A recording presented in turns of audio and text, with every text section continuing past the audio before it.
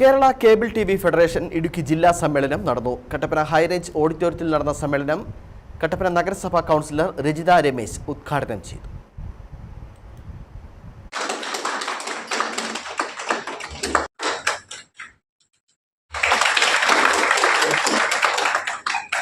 Cable T V internet മേഖലയിൽ പ്രവർത്തിക്കുന്ന ഓപ്പറേറ്റർമാരുടെ കൂട്ടായ്മയായ KCF-ന്റെ സംസ്ഥാന സമ്മേളനത്തിന്റെ മുന്നോടിയായിട്ടാണ് ജില്ലാ സമ്മേളനങ്ങൾ നടക്കുന്നത്.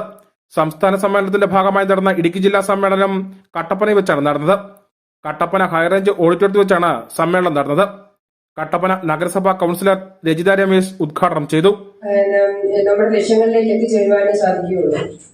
വിദേശ രാജ്യങ്ങളിലൊക്കെ ആണെങ്കിൽ പോലും ഒരുപാട് അഡ്വാൻസ്ഡ് ആയിട്ടുള്ള കാര്യങ്ങളാണ് ഇപ്പം വന്നുകൊണ്ടിരിക്കുന്നത്. അപ്പൊ നമ്മുടെ ഇവിടെയും ഇതുപോലെയുള്ള കാര്യങ്ങളൊക്കെ കൊണ്ടുവരാനൊക്കെ നമ്മൾ ഓരോരുത്തരും ശ്രദ്ധിക്കേണ്ടതാണ്.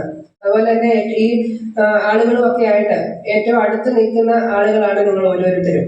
അപ്പം ഇപ്പൊ ചാനലുകളൊക്കെ ചാനലുകളൊക്കെ ആയി വന്നപ്പോഴാണെങ്കിലും നമുക്ക് നമ്മുടേതായിട്ട് KCF ജില്ലാ പ്രസിഡന്റ് മനോജ് മാത്യു ചടങ്ങിൽ അധ്യക്ഷനായിരുന്നു.